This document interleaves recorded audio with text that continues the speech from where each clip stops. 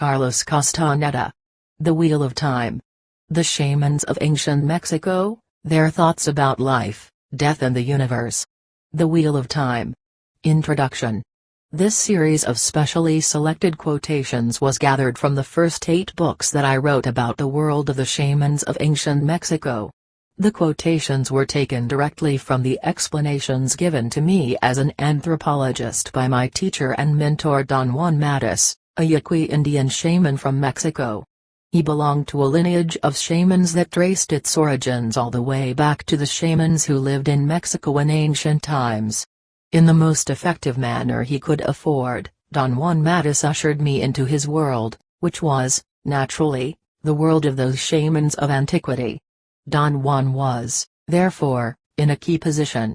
He knew about the existence of another realm of reality, a realm which was neither illusory, nor the product of outbursts of fantasy. For Don Juan and the rest of his shaman companions, there were 15 of them. The world of the shamans of antiquity was as real and as pragmatic as anything could be. This work started as a very simple attempt to collect a series of vignettes, sayings, and ideas from the lore of those shamans that would be interesting to read and think about. But once the work was in progress, an unforeseeable twist of direction took place. I realized that the quotations by themselves were imbued with an extraordinary impetus. They revealed a covert train of thought that had never been evident to me before. They were pointing out the direction that Don Juan's explanations had taken over the 13 years in which he guided me as an apprentice.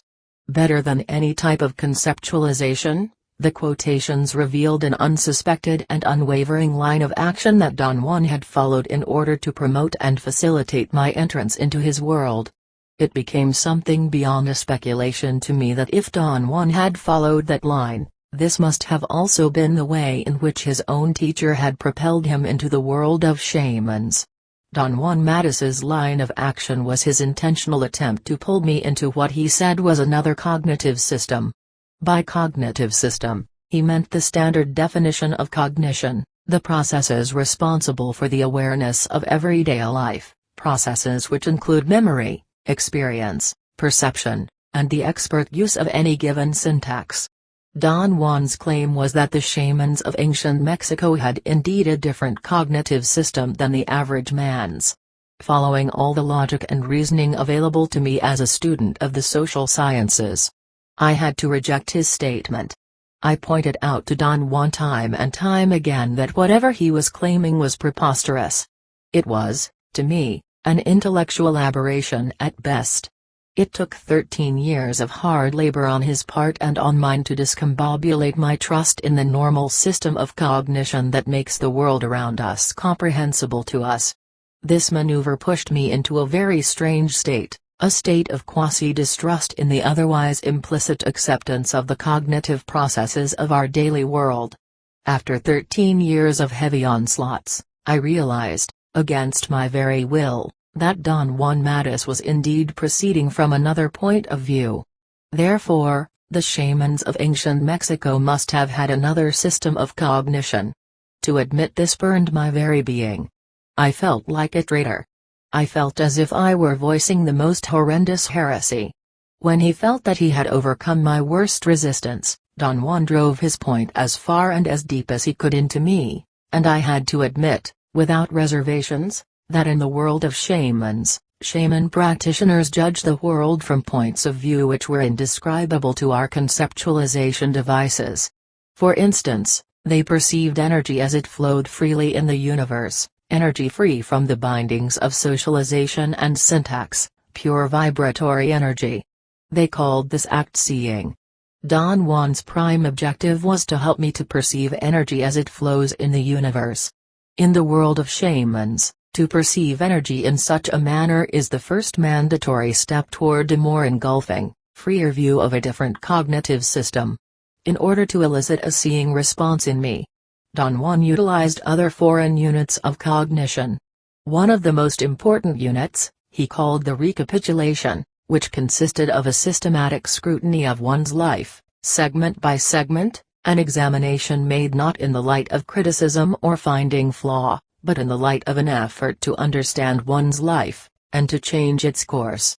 Don Juan's claim was that once any practitioner has viewed his life in the detached manner that the recapitulation requires, there's no way to go back to the same life.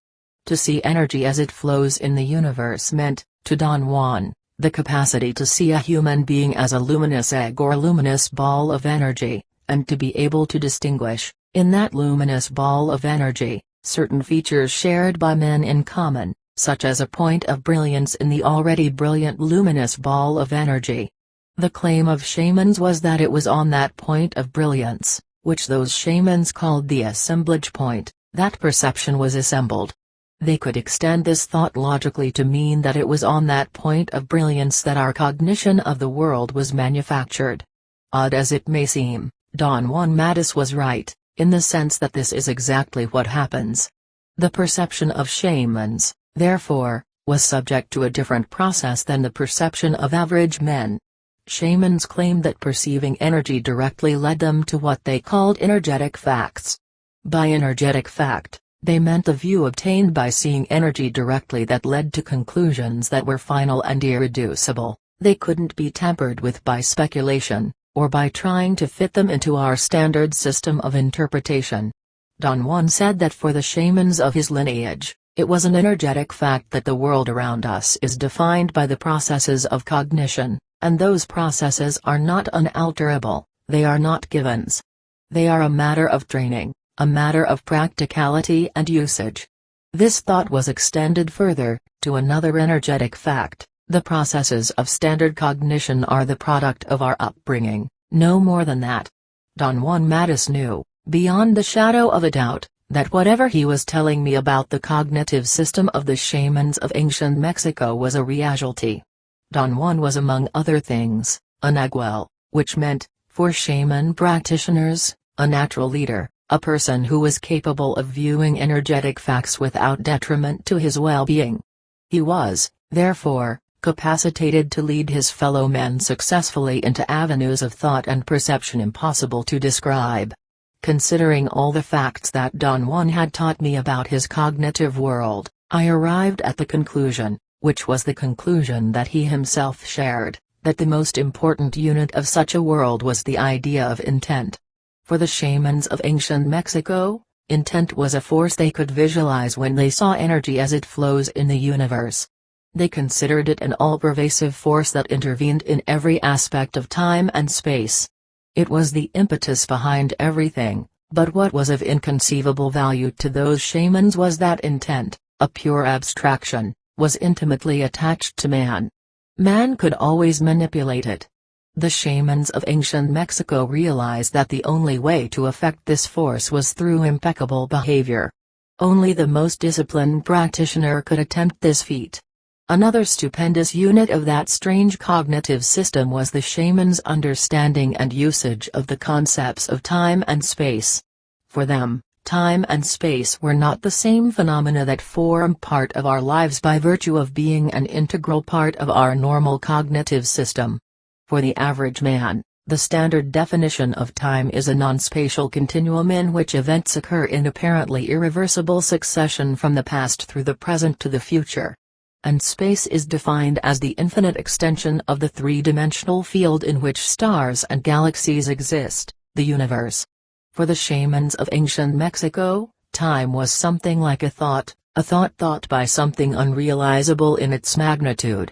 The logical argument for them was that man, being part of that thought which was thought by forces inconceivable to his mentality, still retained a small percentage of that thought. A percentage which under certain circumstances of extraordinary discipline could be redeemed. Space was, for those shamans, an abstract realm of activity. They called it infinity, and referred to it as the sum total of all the endeavors of living creatures. Space was, for them, more accessible, something almost down to earth.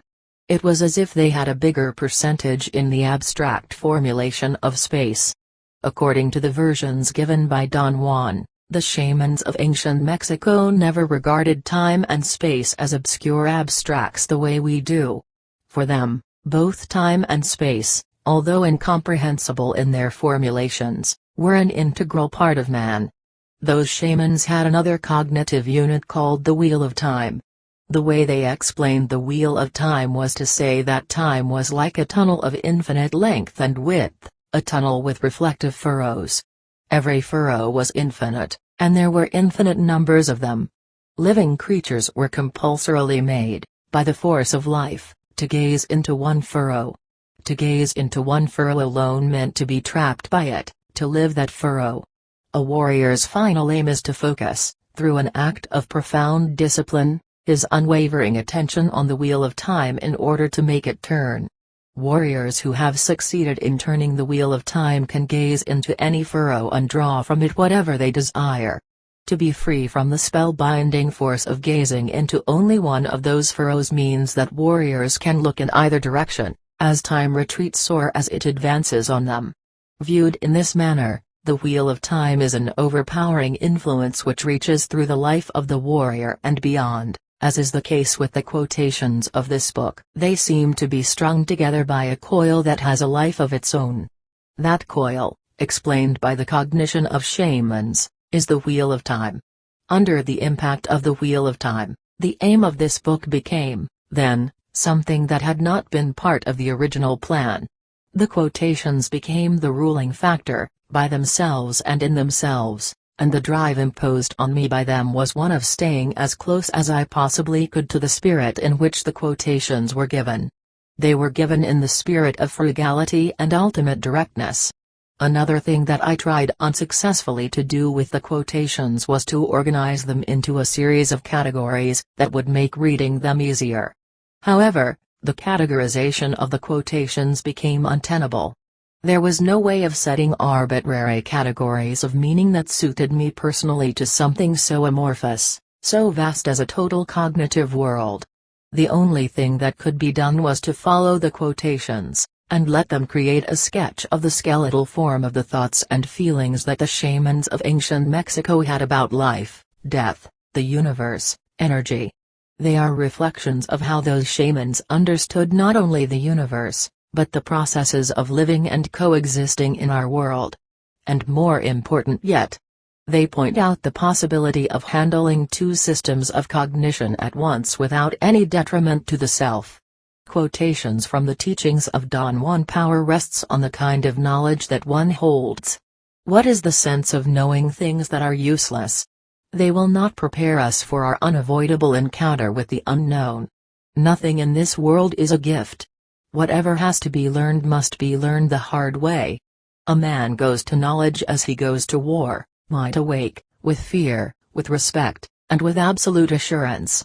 Going to knowledge or going to war in any other manner is a mistake, and whoever makes it might never live to regret it. When a man has fulfilled all four of these requisites, to be wide awake, to have fear, respect, and absolute assurance, there are no mistakes for which he will have to account. Under such conditions his actions lose the blundering quality of the acts of a fool. If such a man fails, or suffers a defeat, he will have lost only a battle, and there will be no pitiful regrets over that. Dwelling upon the self too much produces a terrible fatigue. A man in that position is deaf and blind to everything else. The fatigue itself makes him cease to see the marvels all around him. Every time a man sets himself to learn, he has to labor as hard as anyone can, and the limits of his learning are determined by his own nature. Therefore, there is no point in talking about knowledge. Fear of knowledge is natural, all of us experience it, and there is nothing we can do about it. But no matter how frightening learning is, it is more terrible to think of a man without knowledge. To be angry at people means that one considers their acts to be important. It is imperative to cease to feel that way. The acts of men cannot be important enough to offset our only viable alternative, our unchangeable encounter with infinity. Anything is one of a million paths, therefore, a warrior must always keep in mind that a path is only a path. If he feels that he should not follow it, he must not stay with it under any conditions. His decision to keep on that path or to leave it must be free of fear or ambition. He must look at every path closely and deliberately. There is a question that a warrior has to ask, mandatory: does this path have a heart? All paths are the same, they lead nowhere. However, a path without a heart is never enjoyable. On the other hand, a path with heart is easy. It does not make a warrior work at liking it, it makes for a joyful journey. As long as a man follows it, he is one with it. There is a world of happiness where there is no difference between things because there is no one there to ask about the difference. But that is not the world of men. Some men have the vanity to believe that they live in two worlds, but that is only their vanity. There is but one single world for us. We are men, and must follow the world of men contentedly. A man has four natural enemies: fear, clarity, power, and old age. Fear, clarity, and power can be overcome, but not old age. Its effect can be postponed, but it can never be overcome. Commentary: the essence of whatever Don Juan said at the beginning of my apprenticeship is encapsulated in the abstract nature of the quotations selected from the first book, The Teachings of Don Juan.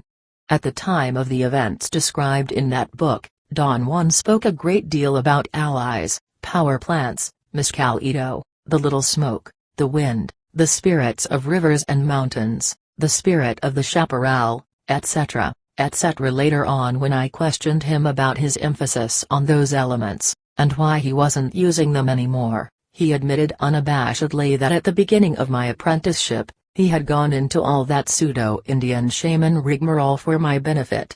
I was flabbergasted. I wondered how he could make such a statement, which was obviously not true. He had really meant what he said about those elements of his world, and I was certainly the man who could attest to the veracity of his words and moods. "Don't take it so seriously," he said, laughing. It was very enjoyable for me to get into all that crap, and it was even more enjoyable because I knew that I was doing it for your benefit. The Wheel of Time for my benefit, Don Juan? What kind of aberration is this? Yes, for your benefit. I tricked you by holding your attention on items of your world which held a profound fascination for you, and you swallowed it hook, line and sinker. All I needed was to get your undivided attention.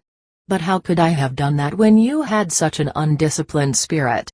You yourself told me time and time again that you stayed with me because you found what I said about the world fascinating.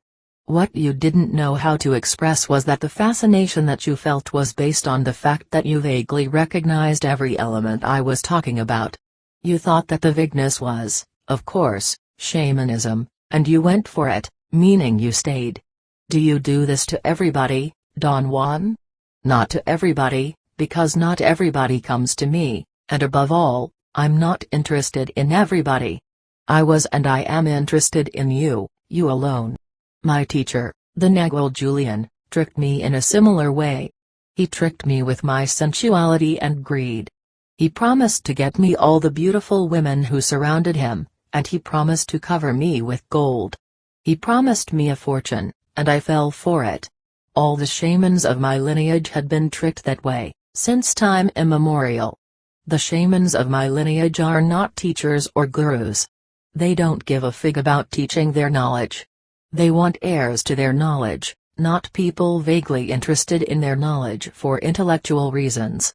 Don Juan was right when he said that I had fallen for his maneuver fully. I did believe that I had found the perfect shaman anthropological informant.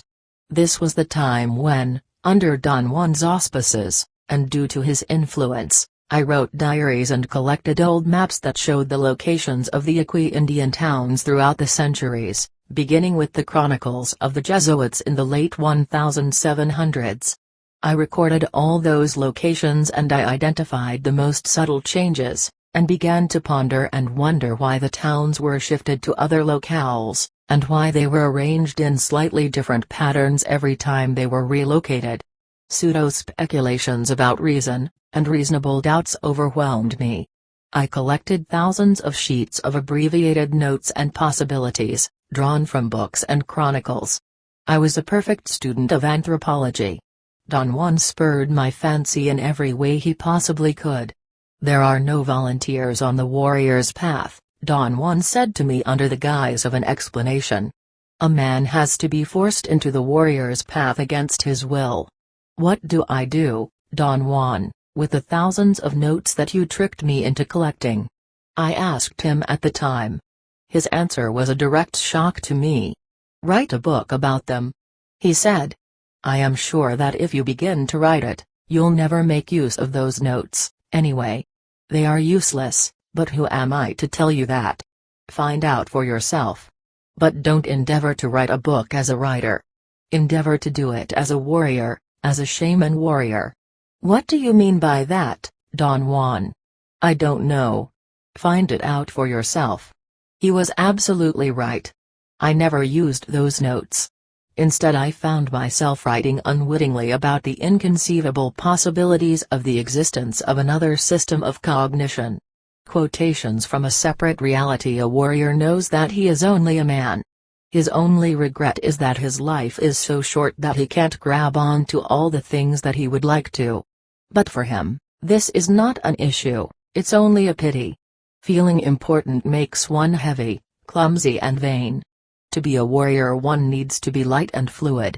When they are seen as fields of energy, human beings appear to be like fibers of light, like white cobwebs, very fine threads that circulate from the head to the toes.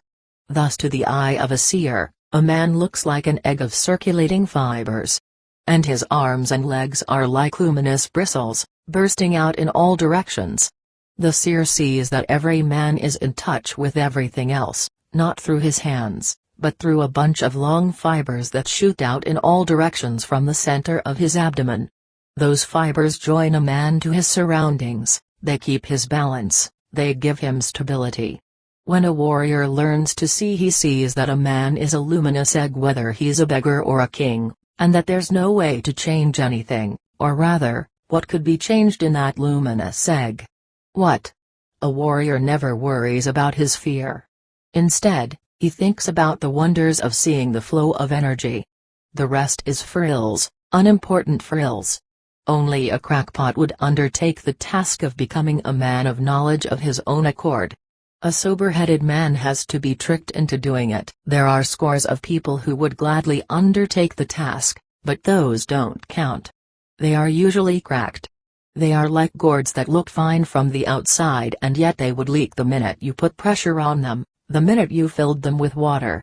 When a man is not concerned with seeing, things look very much the same to him every time he looks at the world. When he learns to see, on the other hand, nothing is ever the same every time he sees it, and yet it is the same. To the eye of a seer, a man is like an egg. Every time he sees the same man, he sees a luminous egg, yet it is not the same luminous egg. The shamans of ancient Mexico gave the name allies to inexplicable forces that acted upon them. They called them allies because they thought they could use them to their heart's content, a notion that proved nearly fatal to those shamans, because what they called an ally is a being without corporeal essence that exists in the universe. Modern-day shamans call them inorganic beings. To ask what function the allies have is like asking what we men do in the world. We are here, that's all. And the allies are here like us, and maybe they were here before us. The most effective way to live is as a warrior. A warrior may worry and think before making any decision, but once he makes it, he goes on his way, free from worries or thoughts. There will be a million other decisions still awaiting him. That's the warrior's way. A warrior thinks of his death when things become unclear. The idea of death is the only thing that tempers our spirit. Death is everywhere. It may be the headlights of a car on a hilltop in the distance behind. They may remain visible for a while, and disappear into the darkness as if they had been scooped away, only to appear on another hilltop, and then disappear again. Those are the lights on the head of death. Death puts them on like a hat and then shoots off on a gallop, gaining on us, getting closer and closer. Sometimes it turns off its lights. But death never stops. A warrior must know first that his acts are useless, and yet, he must proceed as if he didn't know it.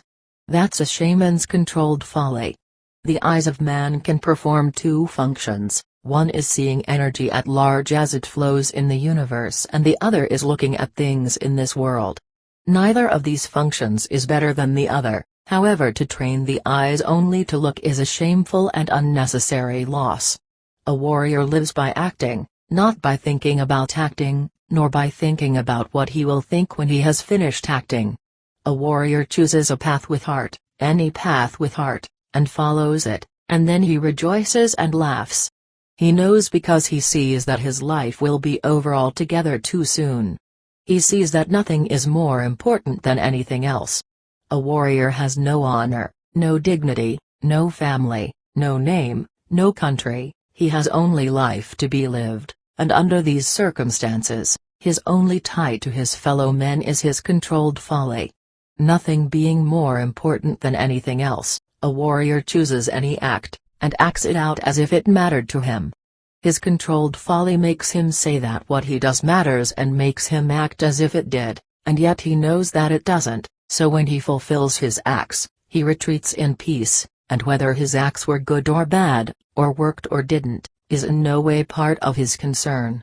A warrior may choose to remain totally impassive and never act, and behave as if being impassive really mattered to him. He would be rightfully true at that too, because that would also be his controlled folly. There's no emptiness in the life of a warrior. Everything is filled to the brim. Everything is filled to the brim, and everything is equal. An average man is too concerned with liking people or with being liked himself. A warrior likes, that's all. He likes whatever or whomever he wants, for the hell of it. A warrior takes responsibility for his acts, for the most trivial of his acts. An average man acts out his thoughts, and never takes responsibility for what he does.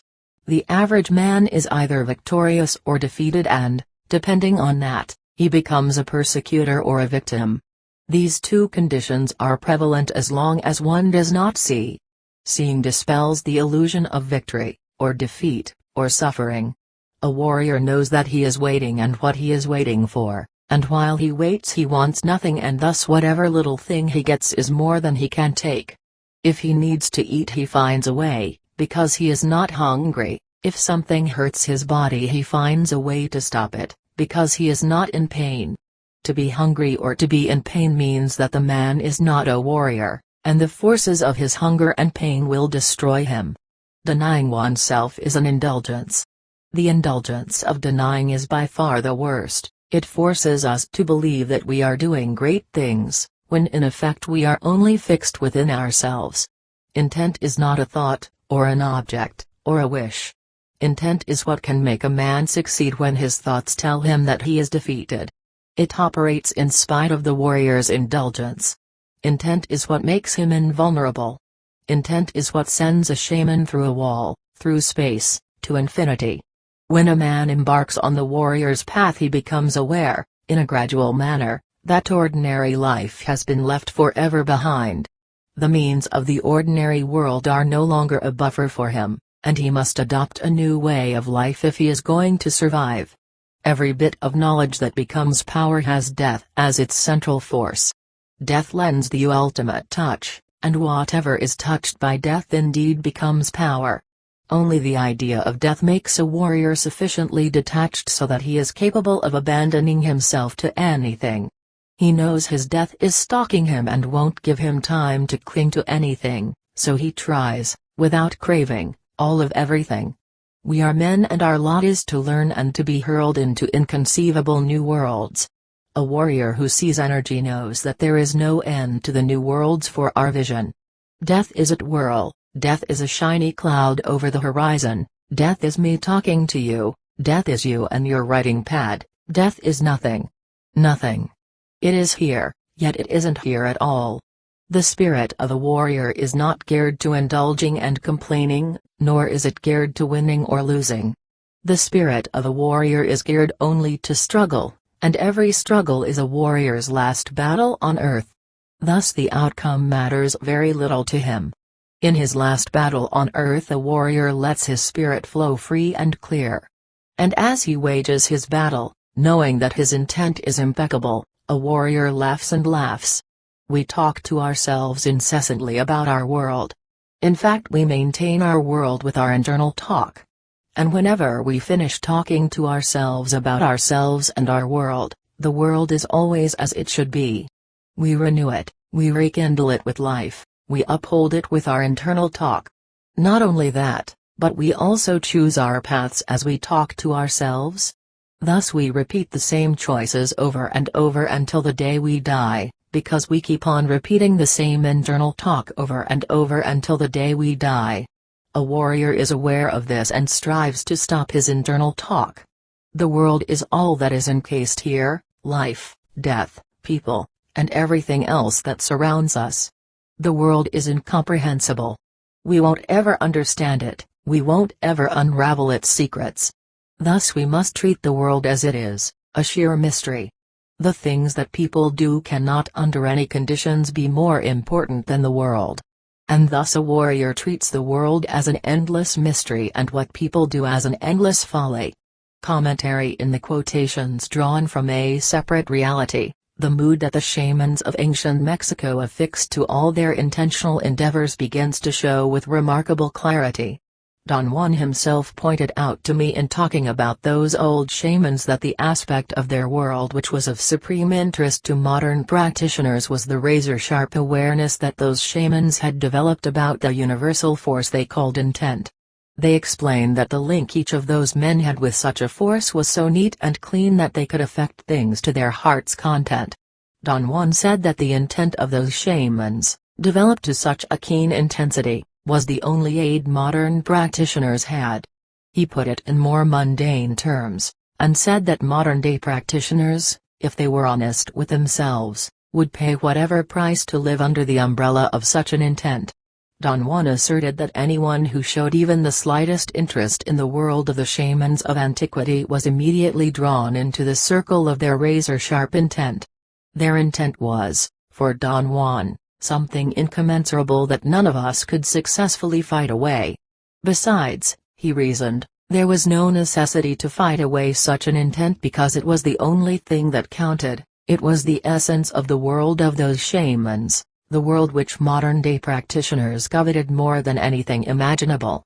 The mood of the quotations from A Separate Reality is not something that I arranged on purpose. It is a mood that surfaced independent of my aims and wishes.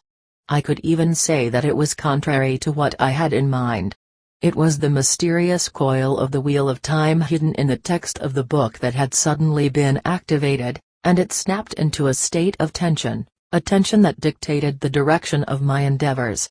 At the time of writing A Separate Reality, as far as my feelings about my work were concerned, I could truthfully assert that I thought that I was happily involved in doing anthropological field work, and my feelings and thoughts were as far away from the world of the shamans of antiquity as anything could be. Don Juan had a different opinion. Being a seasoned warrior, he knew that I couldn't possibly extricate myself from the magnetic pull that the intent of those shamans had created. I was drowning in it, whether or not I believed in it or wished for it. This state of affairs brought about a subliminal anxiety on my part. It was not an anxiety could define or pinpoint, or was even aware of. It permeated my acts without the possibility of my consciously dwelling on it, or seeking an explanation. In retrospect, I can only say that I was deadly afraid, although I couldn't determine what I was afraid of.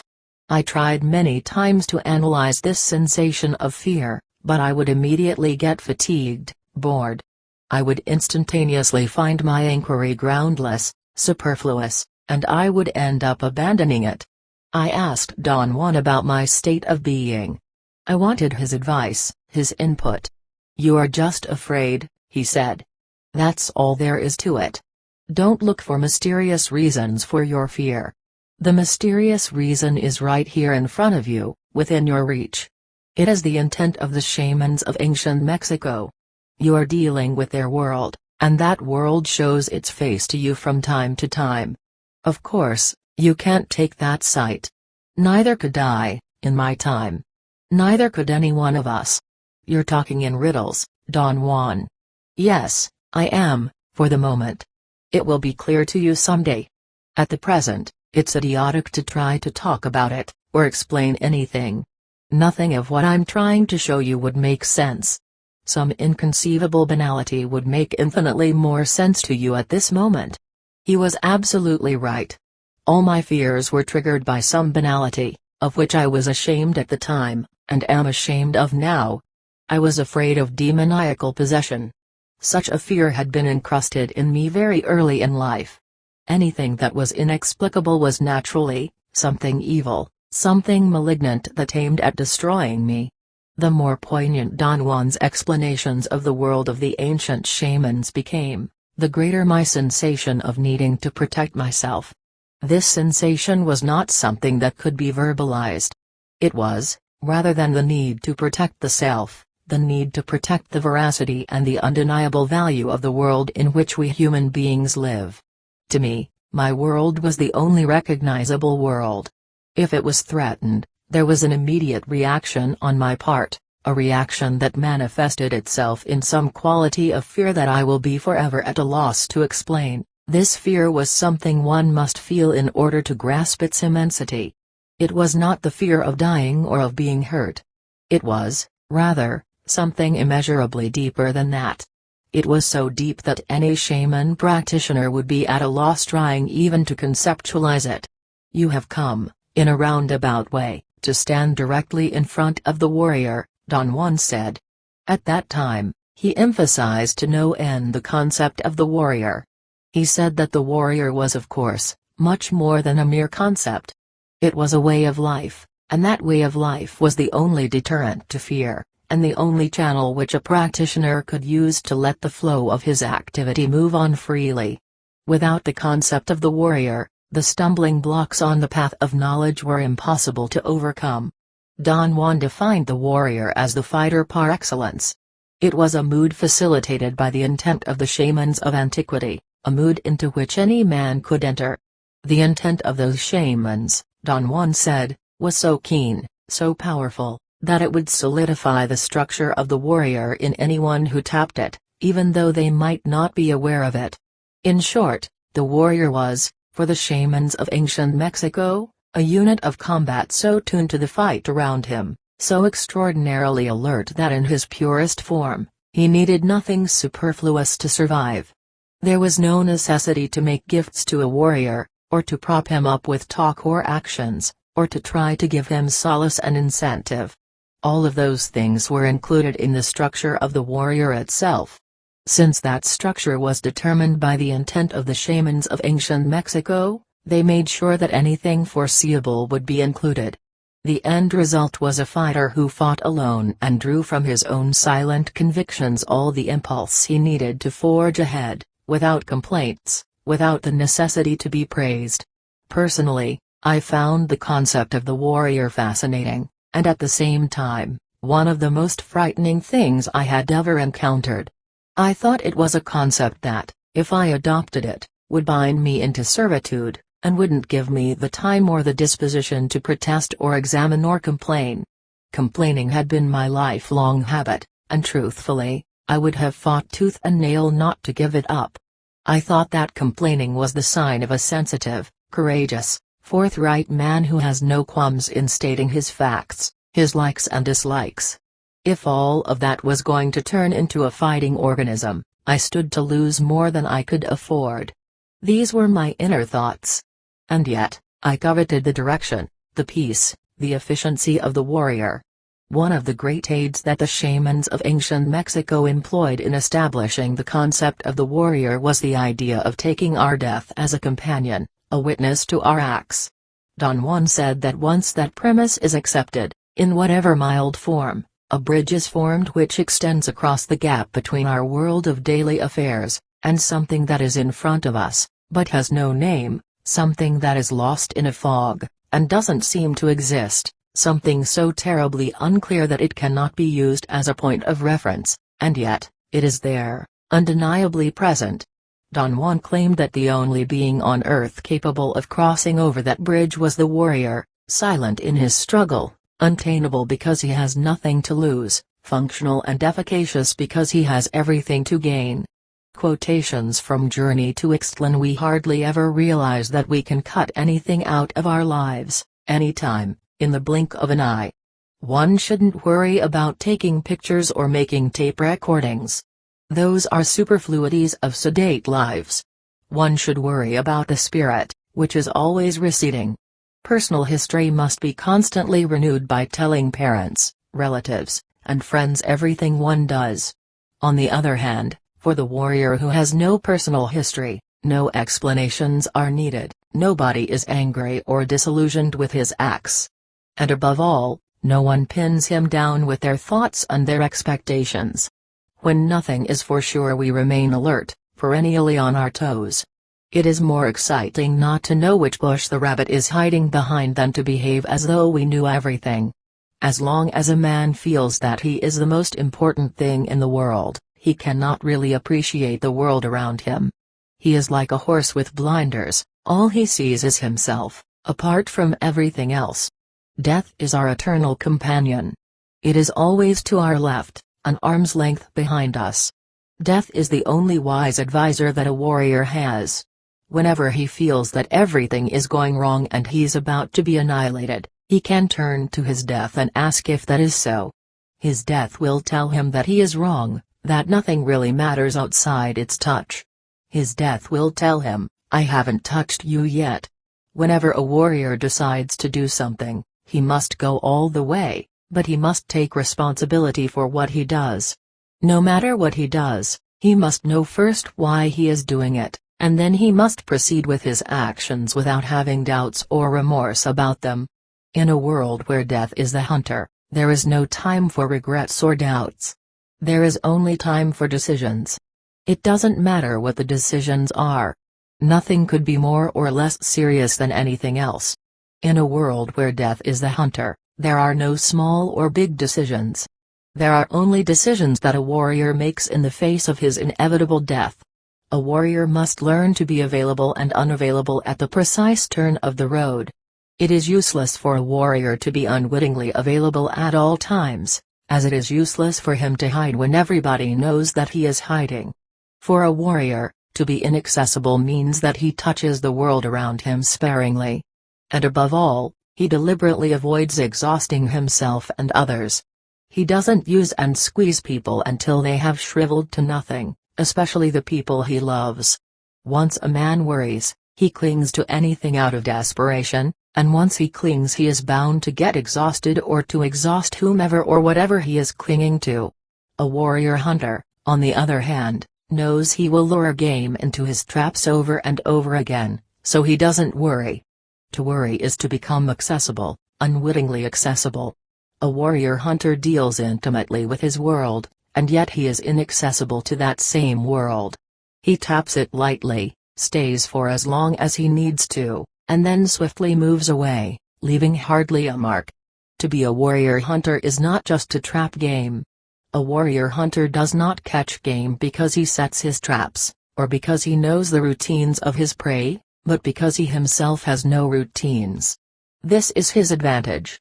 He is not at all like the animals he is after, fixed by heavy routines and predictable quirks. He is free, fluid, unpredictable. For an average man, the world is weird because if he's not bored with it, he's at odds with it. For a warrior, the world is weird because it is stupendous, awesome, mysterious, unfathomable. A warrior must assume responsibility for being here, in this marvelous world, in this marvelous time. A warrior must learn to make every act count, since he is going to be here in this world for only a short while, in fact, too short for witnessing all the marvels of it. Acts have power. Especially when the warrior acting knows that those acts are his last battle. There is a strange consuming happiness in acting with the full knowledge that whatever he is doing may very well be his last act on earth. A warrior must focus his attention on the link between himself and his death. Without remorse or sadness or worrying, he must focus his attention on the fact that he does not have time and let his acts flow accordingly. He must let each of his acts be his last battle on earth. Only under those conditions will his acts have their rightful power. Otherwise they will be, for as long as he lives, the acts of a fool. A warrior hunter knows that his death is waiting, and the very act he is performing now may well be his last battle on earth. He calls it a battle because it is a struggle. Most people move from act to act without any struggle or thought. A warrior hunter, on the contrary, assesses every act, and since he has an intimate knowledge of his death, he proceeds judiciously, as if every act were his last battle. Only a fool would fail to notice the advantage a warrior hunter has over his fellow men. A warrior hunter gives his last battle its due respect. It's only natural that his last act on earth should be the best of himself. It's pleasurable that way. It dulls the edge of his fright. A warrior is an immaculate hunter who hunts power. He's not drunk, or crazed, and he has neither the time nor the disposition to bluff, or to lie to himself, or to make a wrong move. The stakes are too high for that. The stakes are his trimmed orderly life which he has taken so long to tighten and perfect. He is not going to throw that away by making some stupid miscalculation, by mistaking something for something else. A man, any man, deserves everything that is a man's lot: joy, pain, sadness and struggle. The nature of his acts is unimportant as long as he acts as a warrior. If his spirit is distorted, he should simply fix it, purge it, make it perfect, because there is no other task in our entire lives which is more worthwhile. Not to fix the spirit is to seek death, and that is the same as to seek nothing, since death is going to overtake us regardless of anything. To seek the perfection of the warrior's spirit is the only task worthy of our temporariness, and our manhood. The hardest thing in the world is to assume the mood of a warrior. It is of no use to be sad and complain and feel justified in doing so, believing that someone is always doing something to us. Nobody is doing anything to anybody, much less to a warrior. A warrior is a hunter. He calculates everything. That's control. Once his calculations are over, he acts. He lets go. That's abandon. A warrior is not a leaf at the mercy of the wind. No one can push him, no one can make him do things against himself or against his better judgment. A warrior is tuned to survive, and he survives in the best of all possible fashions. A warrior is only a man, a humble man. He cannot change the designs of his death. But his impeccable spirit, which has stored power after stupendous hardships, can certainly hold his death, for a moment long enough to let him rejoice for the last time in recalling his power. We may say that that is a gesture which death has with those who have an impeccable spirit. It doesn't matter how one was brought up. What determines the way one does anything is personal power. A man is only the sum of his personal power, and that sum determines how he lives and how he dies. Personal power is a feeling. Something like being lucky. Or one may call it a mood. Personal power is something that one acquires by means of a lifetime of struggle. A warrior acts as if he knows what he is doing, when in effect he knows nothing. A warrior doesn't know remorse for anything he has done, because to isolate one's acts as being mean, or ugly, or evil is to place an unwarranted importance on the self. The trick is in what one emphasizes. We either make ourselves miserable, or we make ourselves strong. The amount of work is the same. People tell us from the time we are born that the world is such and so, and naturally we have no choice but to accept that the world is the way people have been telling us it is. The art of a warrior is to balance the terror of being a man with the wonder of being a man.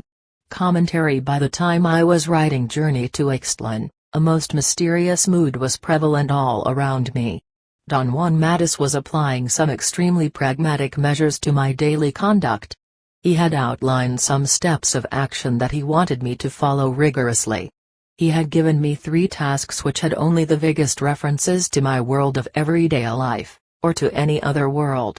He wanted me to endeavor in my daily world to erase my personal history by any means conceivable. Then, he wanted me to stop my routines, and finally, he wanted me to dethrone my sense of self-importance. How am I going to accomplish all this, Don Juan? I asked him. I have no idea, he responded. None of us has any idea of how to do that pragmatically and effectively. Yet, if we start the work, we will accomplish it without ever knowing what came to aid us. The difficulty that you encounter is the same difficulty that I encountered myself, he went on. I assure you that our difficulty is born out of the total absence in our lives of the idea that would spur us to change. At the time that my teacher gave me this task, All I needed in order to make it work was the idea that it could be done.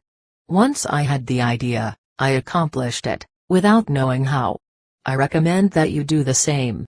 I went into the most contorted complaints, alluding to the fact that I was a social scientist, accustomed to practical directions that had substance to them, not to something vague which was dependent on magical solutions rather than practical means.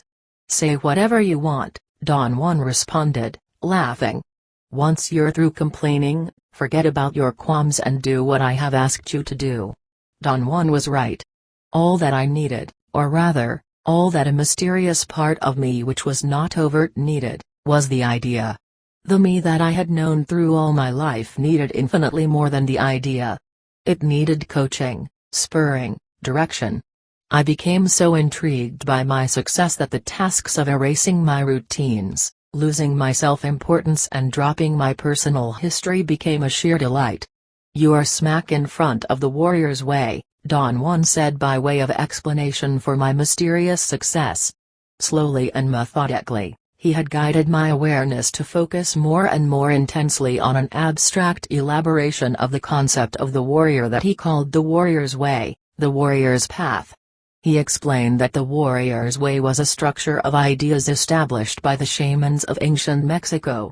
Those shamans had derived their construct by means of their ability to see energy as it flows freely in the universe. Therefore, the warrior's way was a most harmonious conglomerate of energetic facts, irreducible truths determined exclusively by the direction of the flow of energy in the universe. Don Juan categorically stated that there was nothing about the warrior's way that could be argued, nothing that could be changed. It was in itself and by itself a perfect structure, and whoever followed it was corralled by energetic facts that admitted no argument, no speculation about their function and their value. Don Juan said that those old shamans called it the warrior's way because its structure encompassed all the living possibilities that a warrior might encounter on the path of knowledge. Those shamans were absolutely thorough and methodical in their search for such possibilities. According to Don Juan, they were indeed capable of including in their abstract structure everything that is humanly possible. Don Juan compared the warrior's way to an edifice, with each of the elements of this edifice being a propping device whose only function was to sustain the psyche of the warrior in his role of shaman initiate, in order to make his movements easy and meaningful. He stated unequivocally that the warrior's way was the essential construct without which shaman initiates would be shipwrecked in the immensity of the universe. Don Juan called the warrior's way the crowning glory of the shamans of ancient Mexico. He viewed it as their most important contribution, the essence of their sobriety. Is the warrior's way that overwhelmingly important, Don Juan? I asked him once. Overwhelmingly important is a euphemism. The warrior's way is everything. It is the epitome of mental and physical health. I cannot explain it in any other way. For the shamans of ancient Mexico to have created such a structure means to me that they were at the height of their power, the peak of their happiness, the apex of their joy. On the level of pragmatic acceptance or rejection in which I thought I was submerged at the time, to embrace the warrior's path thoroughly and unbiasedly was nothing short of an impossibility for me. The more Don Juan explained the warrior's path, the more intense the sensation I had that he was indeed plotting to overthrow all my balance. Don Juan's guidance was, therefore, covert. It manifested itself with stupendous clarity, however, in the quotations drawn from Journey to Ixtlan. Don Juan had advanced on me in leaps and bounds at tremendous speed, without my being aware of it, and was suddenly breathing down my neck. I thought time and time again that I was either on the verge of accepting, in a bona fide manner, the existence of another cognitive system, or I was so thoroughly indifferent that I didn't care whether it happened one way or the other. Of course, there was always the option of running away from all that, but it wasn't tenable. Somehow, Don Juan's ministrations, or my heavy use of the concept of the warrior had hardened me to the point that I was no longer that afraid. I was caught, but really, it made no difference. All I knew was that I was there with Don Juan for the duration. Quotations from Tales of Power. The self-confidence of the warrior is not the self-confidence of the average man. The average man seeks certainty in the eyes of the onlooker and calls that self-confidence. The warrior seeks impeccability in his own eyes and calls that humbleness. The average man is hooked to his fellow men, while the warrior is hooked only to infinity. There are lots of things a warrior can do at a certain time which he couldn't do years before. Those things themselves did not change, what changed was his idea of himself. The only possible course that a warrior has is to act consistently and without reservations. At a certain moment, he knows enough of the warrior's way to act accordingly, but his old habits and routines may stand in his way. If a warrior is to succeed in anything, the success must come gently, with a great deal of effort but with no stress or obsession. The internal dialogue is what grounds people in the daily world. The world is such and such or so and so, only because we talk to ourselves about its being such and such or so and so. The passageway into the world of shamans opens up after the warrior has learned to shut off his internal dialogue. To change our idea of the world is the crux of shamanism. And stopping the internal dialogue is the only way to accomplish it. When a warrior learns to stop the internal dialogue, everything becomes possible, the most far-fetched schemes become attainable. A warrior takes his lot, whatever it may be, and accepts it in ultimate humbleness. He accepts in humbleness what he is, not as grounds for regret but as a living challenge. The humbleness of a warrior is not the humbleness of the beggar. The warrior lowers his head to no one, but at the same time, he doesn't permit anyone to lower his head to him. The beggar, on the other hand, falls to his knees at the drop of a hat and scrapes the floor for anyone he deems to be higher, but at the same time, he demands that someone lower than him scrape the floor for him. Solace, haven, fear, all of these are words which have created moods that one has learned to accept without ever questioning their value. Our fellow men are black magicians. And whoever is with them is a black magician on the spot. Think for a moment. Can you deviate from the path that your fellow men have lined up for you?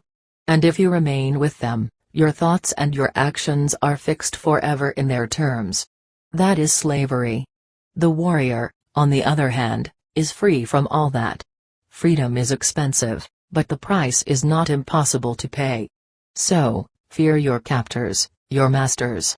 Don't waste your time and your power fearing freedom.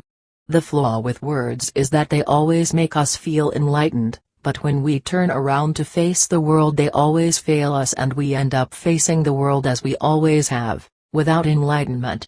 For this reason, a warrior seeks to act rather than to talk, and to this effect, he gets a new description of the world, a new description where talking is not that important, and where new acts have new reflections.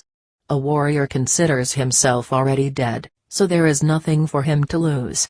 The worst has already happened to him, therefore he's clear and calm. Judging him by his acts or by his words, one would never suspect that he has witnessed everything. Knowledge is a most peculiar affair, especially for a warrior. Knowledge for a warrior is something that comes at once, engulfs him, and passes on. Knowledge comes to a warrior, floating, like specks of gold dust, the same dust that covers the wings of moths. So for a warrior, knowledge is like taking a shower, or being rained on by specks of dark gold dust.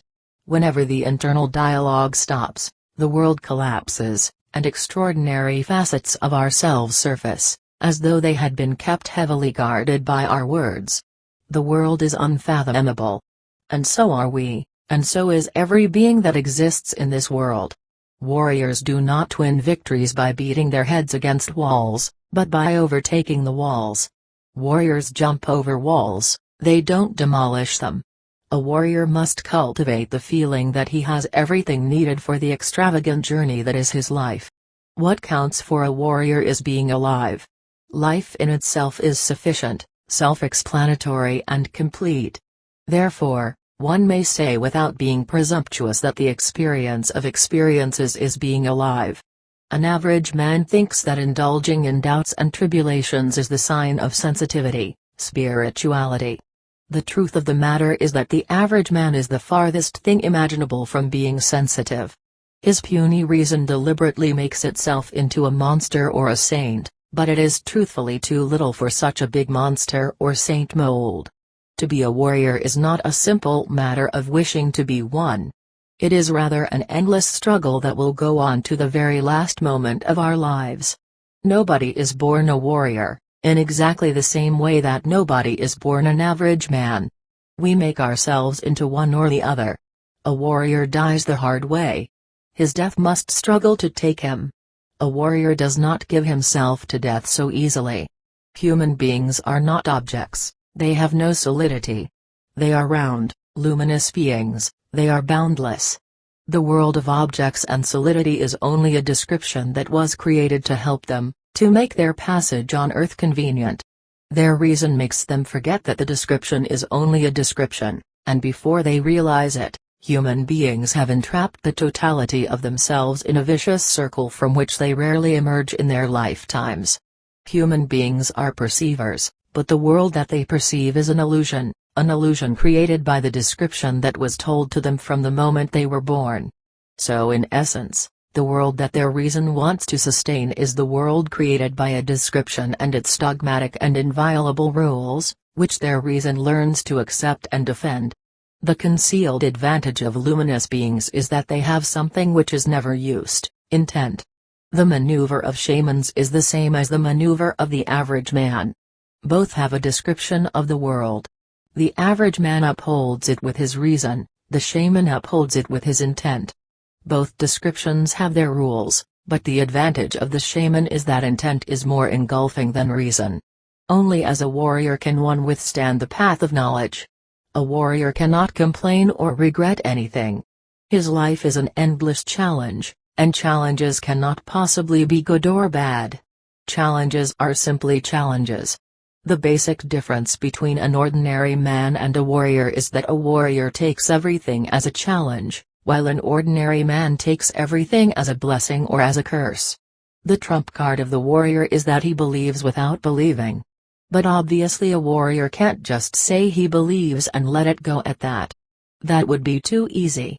To just believe without any exertion would exonerate him from examining his situation. A warrior, whenever he has to involve himself with believing, does it as a choice. A warrior doesn't believe, a warrior has to believe. Death is the indispensable ingredient in having to believe. Without the awareness of death, everything is ordinary, trivial. It is only because death is stalking him that a warrior has to believe that the world is an unfathomable mystery. Having to believe in such a fashion is the warrior's expression of his innermost predilection. Power always makes a cubic centimeter of chance available to a warrior. The warrior's art is to be perennially fluid in order to pluck it. The average man is aware of everything only when he thinks he should be. The condition of a warrior, however, is to be aware of everything at all times. The totality of ourselves is a very mysterious affair. We need only a very small portion of it to fulfill the most complex tasks of life. Yet when we die with the totality of ourselves. A rule of thumb for a warrior is that he makes his decisions so carefully that nothing that may happen as a result of them can surprise him, much less drain his power. When a warrior makes the decision to take action, he should be prepared to die.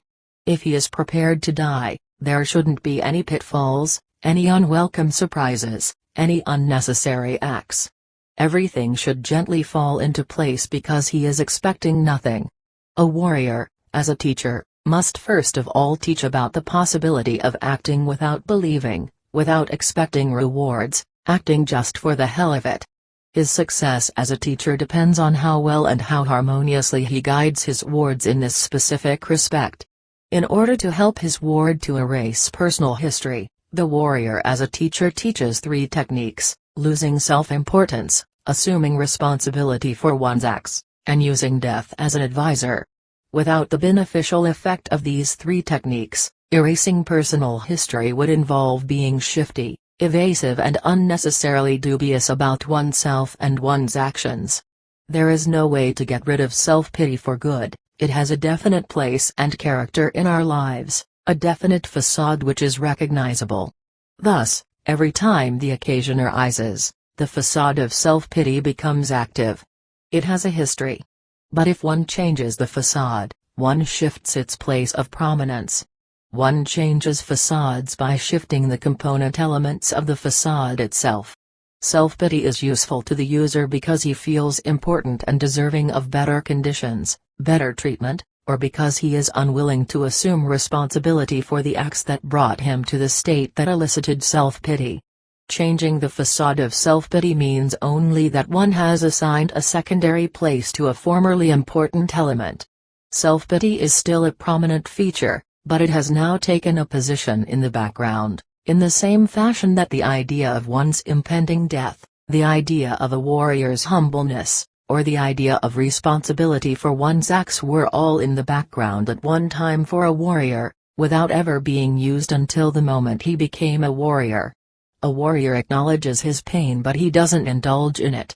The mood of the warrior who enters into the unknown is not one of sadness, on the contrary, he's joyful because he feels humbled by his great fortune, confident that his spirit is impeccable, and above all, fully aware of his efficiency. A warrior's joyfulness comes from having accepted his fate, and from having truthfully assessed what lies ahead of him. Commentary Tales of Power is the mark of my ultimate downfall.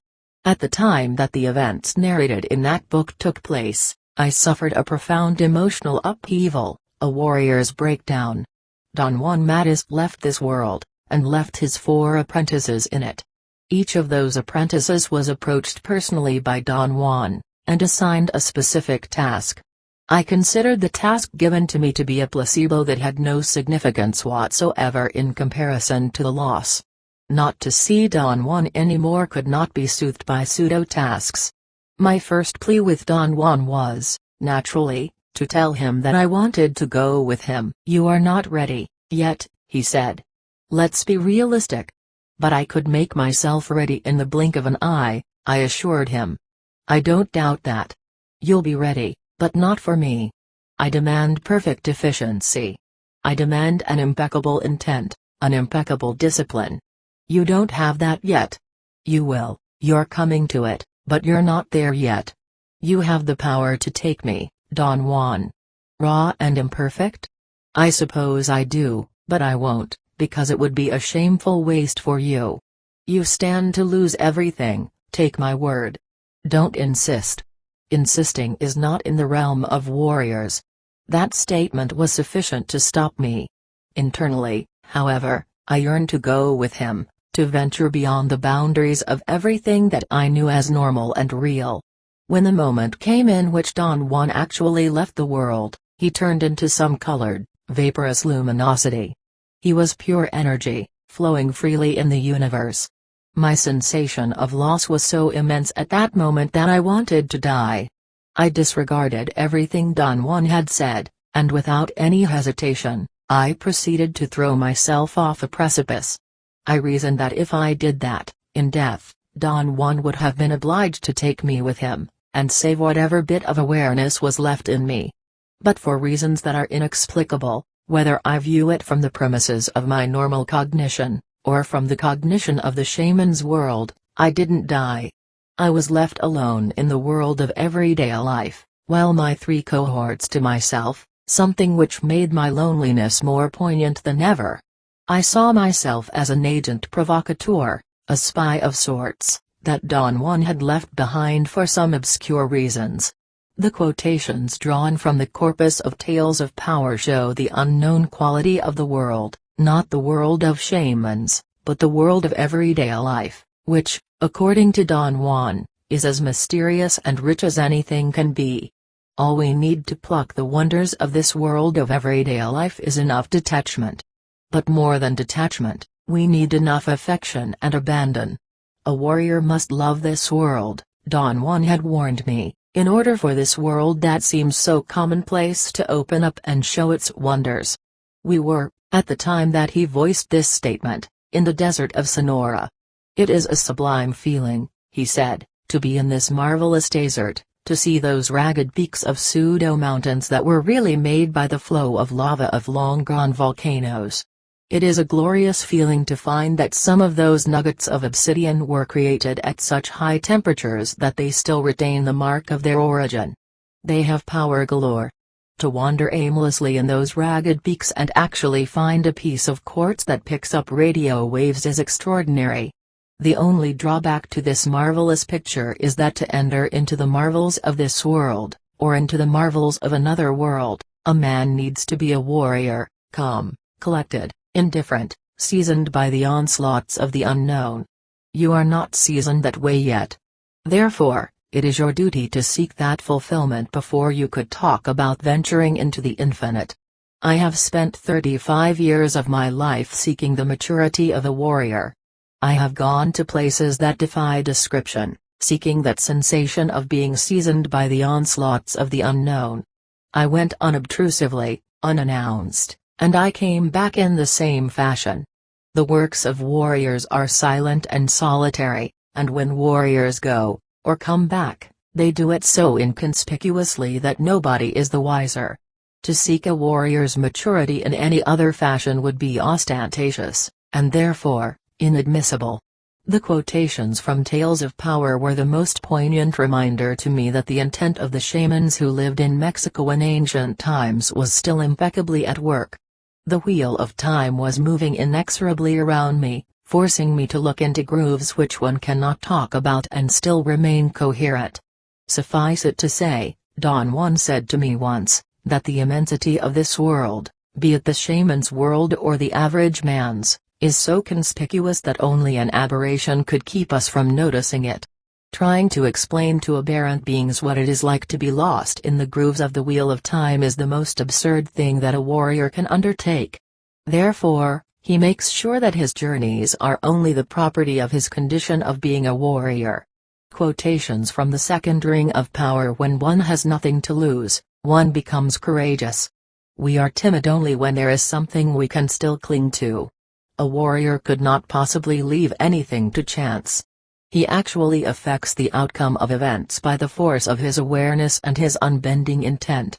If a warrior wants to pay back for all the favors he has received, and he has no one in particular to address his payment to, he can address it to the spirit of man. That's always a very small account, and whatever one puts in it is more than enough. After arranging the world in a most beautiful and enlightened manner, the scholar goes back home at 5 o'clock in the afternoon in order to forget his beautiful arrangement. The human form is a conglomerate of energy fields which exists in the universe, and which is related exclusively to human beings. Shamans call it the human form because those energy fields have been bent and contorted by a lifetime of habits and misuse. A warrior knows that he cannot change, and yet he makes it his business to try to change, nevertheless. The warrior is never disappointed when he fails to change.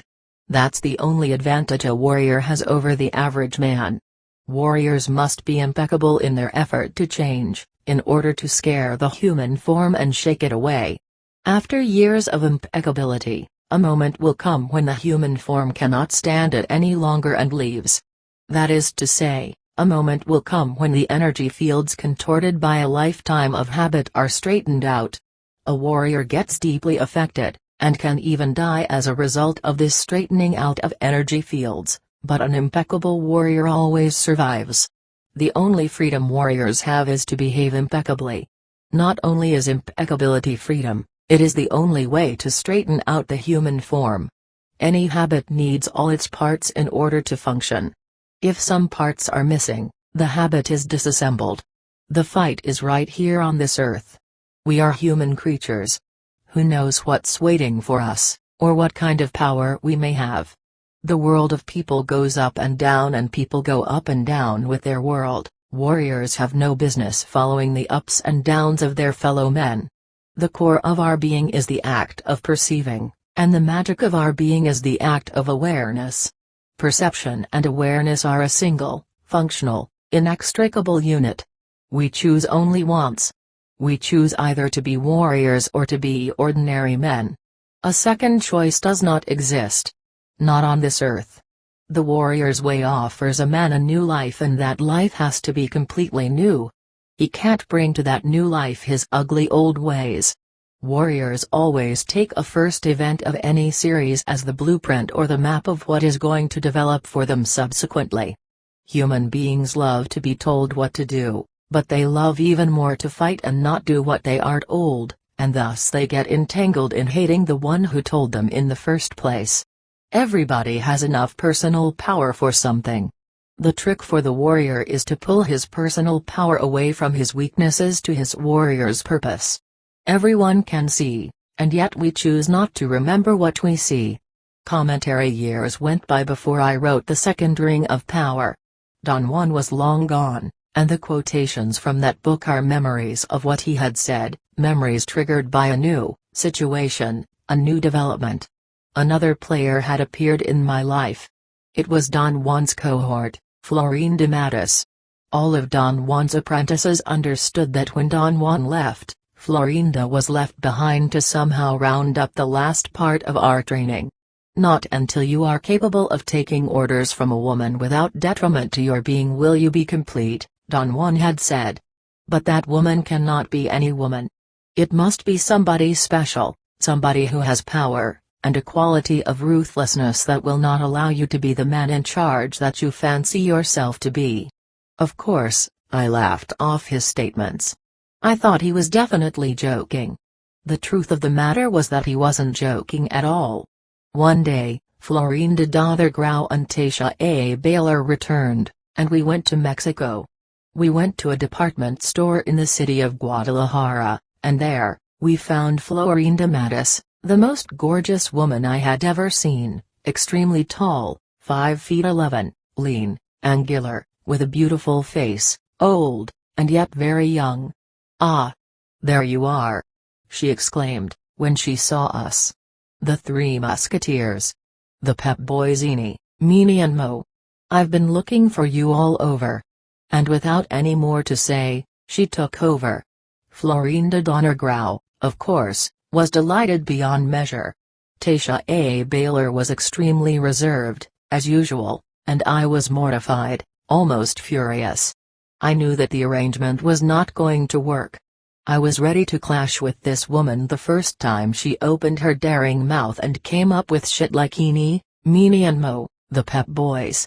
Unsuspected things that I had in reserve, however, came to my aid, and prevented me from any reaction of wrath or annoyance, and I got along with Florinda superbly, better than I could have dreamed. She ruled us with an iron hand. She was the undisputed queen of our lives. She had the power, the detachment, to carry out her job of tuning us in the most subtle way. She didn't allow us to drown in self-pity or complaining if something was not quite to our liking. She was not at all like Don Juan. She lacked his sobriety, but she had another quality that balanced her lack: she was as fast as anything could be. One glance was sufficient for her to comprehend an entire situation, and to act instantaneously in accordance with what was expected of her. One of her favorite ploys, which I enjoyed immensely, was to formally ask an audience, or a group of people she was talking to, "Does anyone here know anything about the pressure and displacement of gases?" She would ask such a question in true seriousness. And when the audience responded, "No, no, we don't," she would say, "Then, I could say anything I want." True, and indeed she would go ahead and say anything she wanted. She would actually sometimes say such ridiculous things that I would fall on the floor laughing. Her other classical question was, "Does anyone here know anything about the retina of chimpanzees?" "No," and Florinda would say barbarities about the retina of chimpanzees. Never in my life had I enjoyed my time more thoroughly. I was her admirer and unbiased follower. I once had a fistula by the crest of the bone of my hip, a product of a fall that I had taken years before into a ravine filled with cactus needles. There had been 75 needles stuck in my body. One of them either hadn't come out completely or had left a residue of dirt or debris that years later produced a fistula. My doctor said, "That's nothing. It is just a sack of pus that has to be lanced. It's a very simple operation. It would take a few minutes to clean it out." I consulted with Florinda, and she said, "You are the Nagual. You either cure yourself, or you die. no shades of meaning, no double behavior. For an egg will to be lanced by a doctor, you must have lost your power. For an egg will to die fistulated? What a shame! Except for Florinda Donner Grau and Tasha A. Baylor, the rest of Don Juan's apprentices didn't care at all for Florinda. She was a threatening figure. She was someone who never allowed them the freedom that they felt was their due. She never celebrated their pseudo-exploits of shamanism, and she stopped their activities every time they strayed from the warrior's path. In the corpus of the second ring of power, that struggle of the apprentices is more than manifest. Don Juan's other apprentices were a lost lot, filled with egomaniacal outbursts, each one pulling in his own direction, each one asserting his or her value. Everything that took place in our lives from that time on was deeply influenced by Florinda Mattis, and yet, she never took the front stand. She was always a figure in the background, wise, funny, ruthless. Florinda Donner Grau and I learned to love her as we had never loved before, and when she left, she willed to Florinda Donner Grau her name, her jewels, her money, her grace, her savoir-faire. I felt that I could never write a book about Florinda Mattis, that if anybody ever did, it would have to be Florinda Donner Grau, her true heir, her daughter of daughters. I was, like Florinda Mattis, only a figure in the background, put there by Don Juan Mattis to break the loneliness of a warrior, and enjoy my passage on earth. Quotations from The Eagle's Gift. The art of dreaming is the capacity to utilize one's ordinary dreams and transform them into controlled awareness by virtue of a specialized form of attention called the dreaming attention. The art of stalking is a set of procedures and attitudes that enables a warrior to get the best out of any conceivable situation. The recommendation for warriors is not to have any material things on which to focus their power, but to focus it on the spirit, on the true flight into the unknown, not on trivialities. Everyone who wants to follow the warrior's path has to rid himself of the compulsion to possess and hold on to things. Seeing is a bodily knowledge. The predominance of the visual sense in us influences this bodily knowledge and makes it seem to be eye-related. Losing the human form is like a spiral. It gives a warrior the freedom to remember himself as straight fields of energy, and this in turn makes him even freer. A warrior knows that he is waiting, and he knows what he is waiting for, and while he waits, he feasts his eyes upon the world. A warrior's ultimate accomplishment is to enjoy the joy of infinity. The course of a warrior's destiny is unalterable. The challenge is how far he can go and how impeccable he can be within those rigid bounds. People's actions no longer affect a warrior when he has no more expectations of any kind. A strange peace becomes the ruling force in his life. He has adopted one of the concepts of a warrior's life: detachment. Detachment does not automatically mean wisdom, but it is, nonetheless, an advantage because it allows the warrior to pause momentarily to reassess situations, to reconsider positions. In order to use that extra moment consistently and correctly, however, a warrior has to struggle unyieldingly for the duration of his life. I am already given to the power that rules my fate. And I cling to nothing, so I will have nothing to defend. I have no thoughts, so I will see. I fear nothing, so I will remember myself. Detached and at ease, I will dart past the eagle to be free. It is much easier for warriors to fare well under conditions of maximum stress than to be impeccable under normal circumstances. Human beings are two-sided. The right side encompasses everything the intellect can conceive of. The left side is a realm of indescribable features, a realm impossible to contain in words. The left side is perhaps comprehended, if comprehension is what takes place, with the total body, thus its resistance to conceptualization. All the faculties, possibilities, and accomplishments of shamanism, from the simplest to the most astounding, are in the human body itself. The power that governs the destiny of all living beings is called the eagle, not because it is an eagle or has anything to do with an eagle, but because it appears to the eye of the seer as an immeasurable jet-black eagle, standing erect as an eagle stands, its height reaching to infinity. The eagle devours the awareness of all the creatures that, alive on earth a moment before and now dead, have floated to the eagle's beak like a swarm of fireflies, to meet their owner, their reason for having had life. The eagle disentangles these tiny flames, lays them flat, as a tanner stretches out a hide, and then consumes them, for awareness is the eagle's food. The eagle, that power that governs the destinies of all living things, reflects equally and at once all those living things. There is no way, therefore, for man to pray to the eagle, to ask favors, to hope for grace.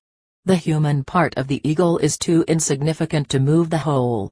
Every living thing has been granted the power, if it so desires, to seek an opening to freedom and go through it.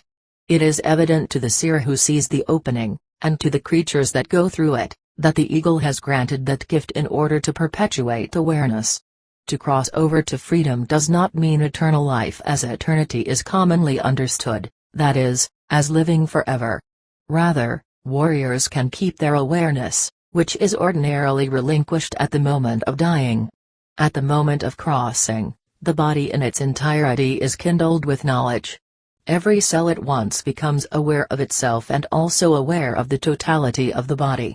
The eagle's gift of freedom is not a bestowal, but a chance to have a chance. A warrior is never under siege. To be under siege implies that one has personal possessions that could be blockaded. A warrior has nothing in the world except his impeccability, and impeccability cannot be threatened. The first principle of the end of stalking is that warriors choose their battleground. A warrior never goes into battle without knowing what the surroundings are. To discard everything that is unnecessary is the second principle of the art of stalking. A warrior doesn't complicate things. He aims at being simple. He applies all the concentration he has to decide whether or not to enter into battle, for any battle is a battle for his life. This is the third principle of the art of stalking. A warrior must be willing and ready to make his last stand here and now. But not in a helter-skelter way. A warrior relaxes and abandons himself, he fears nothing. Only then will the powers that guide human beings open the road for a warrior and aid him. Only then. That is the fourth principle of the art of stalking. When faced with odds that cannot be dealt with, warriors retreat for a moment. They let their minds meander. They occupy their time with something else. Anything would do. That is the fifth principle of the art of stalking. Warriors compress time. This is the sixth principle of the art of stalking. Even an instant counts. In a battle for your life, a second is an eternity that may decide the outcome. Warriors aim at succeeding, therefore they compress time. Warriors don't waste an instant. In order to apply the seventh principle of the art of stalking, one has to apply the other six. A stalker never pushes himself to the front. He is always looking on from behind the scenes. Applying these principles brings about three results. The first is that stalkers learn never to take themselves seriously, they learn to laugh at themselves. If they are not afraid of being a fool, they can fool anyone. The second is that stalkers learn to have endless patience. Stalkers are never in a hurry, they never fret. And the third is that stalkers learn to have an endless capacity to improvise. Warriors faced the oncoming time. Normally we face time as it recedes from us. Only warriors can change that and face time as it advances on them. Warriors have only one thing in mind, their freedom. To die and be eaten by the eagle is no challenge. On the other hand, to sneak around the eagle and be free is the ultimate audacity. When warriors talk about time, they are not referring to something which is measured by the movement of a clock. Time is the essence of attention. The eagle's emanations are made out of time, and properly speaking, when a warrior enters into other aspects of the self, he is becoming acquainted with time. A warrior can no longer weep, and his only expression of anguish is a shiver that comes from the very depths of the universe. It is as if one of the eagle's emanations were made out of pure anguish, and when it hits a warrior, the warrior's shiver is infinite. Commentary. It was a remarkable sensation for me to examine the quotations drawn from the eagle's gift. I felt immediately the hard coil of the intent of the shamans of ancient Mexico working as vividly as ever. I knew then, beyond the shadow of a doubt, that the quotations from this book were ruled by their wheel of time. Further, I knew that this had been the case with everything I had done in the past, such as writing The Eagle's Gift, and that it is the case with everything I do, as in writing the present book. Since I am at a loss to elucidate this matter, the only option open to me is to accept it in humbleness. The shamans of ancient Mexico did have another cognitive system at work, and from the units of that cognitive system, they could still affect me today in the most positive, uplifting fashion. Due to the effort of Florine de Matus, who engaged me in learning the most elaborate variations of standard shamanistic techniques devised by the shamans of ancient times, such as the recapitulation, I was able to view, for instance, my experiences with Don Juan with a force I never could have imagined. The corpus of my book, The Eagle's Gift, is the result of such views that I had of Don Juan Matus. For Don Juan Matus, to recapitulate meant to relive and rearrange everything of one's life in one single sweep. He never bothered with the minutiae of elaborate variations of that ancient technique. Florinda, on the other hand, had an entirely different meticulousness. She spent months coaching me to enter into aspects of recapitulating that I am to this day at a loss to explain. It is the vastness of the warrior which you are experiencing, she explained. The techniques are there. Big deal. What is of supreme importance is the man using them, and his desire to go all the way with them. To recapitulate Don Juan in Florinda's terms resulted in views of Don Juan of the most excruciating detail and meaning. It was infinitely more intense than talking to Don Juan himself. It was Florinda's pragmatism that gave me astounding insights into practical possibilities that were not in the least the concern of the Nagual Juan Matus. Florinda, being a true woman pragmatist, had no illusions about herself, no dreams of grandeur. She said that she was a plower who could not afford to miss a single turn of the way. A warrior must go very slowly, she recommended, and make use of every available item on the warrior's path. One of the most remarkable items is the capacity we all have, as warriors, to focus our attention with unwavering force on events lived. Warriors can even focus it on people they have never met. The end result of this deep focusing is always the same. It reconstructs the scene. Whole chunks of behavior, forgotten or brand new, make themselves available to a warrior. Try it. I followed her advice, and of course, I focused on Don Juan, and I remembered everything that had transpired at any given moment. I remembered details that I had no business remembering. Thanks to the work of Florinda, I was able to reconstruct enormous chunks of activity with Don Juan, as well as details of tremendous importance that had bypassed me completely. The spirit of the quotations from The Eagle's Gift was most shocking to me because the quotations revealed the profound emphasis that Don Juan had put on the items of his world, on the warrior's way as the epitome of human accomplishment. That drive had survived his person, and was as alive as ever. Sometimes, I sincerely felt that Don Juan had never left. I got to the point of actually hearing him moving around the house. I asked Florinda about it. She said, "Oh, that's nothing.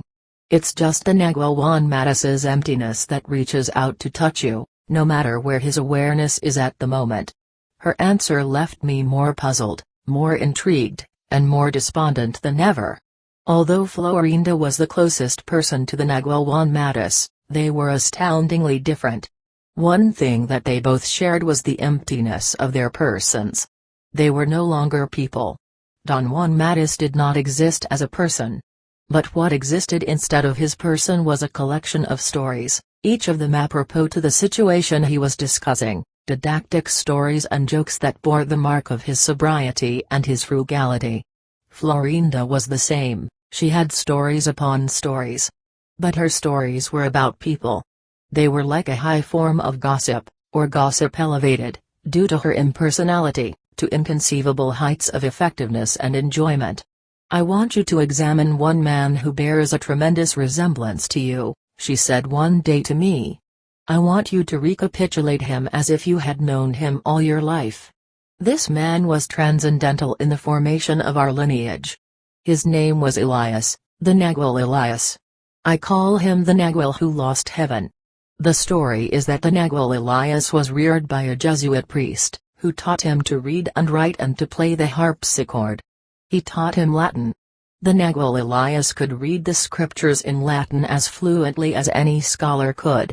His destiny was to be a priest, but he was an Indian, and Indians in those days did not fit into clerical hierarchies. They were too awesome-looking, too dark, too Indian. Priests were from the upper social classes, descendants of Spaniards, with white skin, blue eyes. They were handsome, presentable. The Nagual Elias was a bear in comparison, but he struggled long, kindled by his mentor's promise that God would see that he was accepted into the priesthood.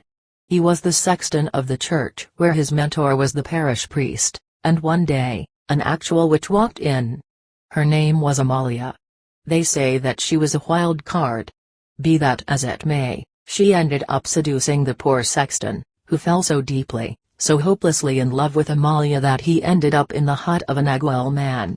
In time, he became the Nagual Elias, a figure to reckon with, cultured, well-read. It seemed that the niche of Nagual was made for him. It allowed him the anonymity and the effectiveness that was denied him in the world. He was a dreamer, and so good at it that he covered the most recondite places of the universe in a bodiless state. Sometimes he even brought back objects that had attracted his eye because of the lines of their design, objects that were incomprehensible. He called them inventions. He had a whole collection of them.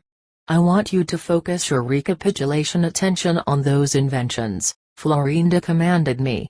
I want you to end up sniffing them, feeling them with your hands, although you have never seen them except through what I am telling you now. To do this, focusing means to establish a point of reference, as in an algebraic equation in which something is calculated by playing on a third element. You'll be able to see the Nagual Juan Matus with infinite clarity, using someone else as a point of corroboration. The corpus of the book The Eagle's Gift is a review in depth of what Don Juan had done to me while he was in the world. The views that I had of Don Juan due to my new recapitulation skills using the Nagual Elias as a point of corroboration, were infinitely more intense than any views that I had of him while he was alive. The recapitulation views I was engaged in lacked the warmth of the living, but they had instead the precision and the accuracy of inanimate objects that one can examine to one's heart's content.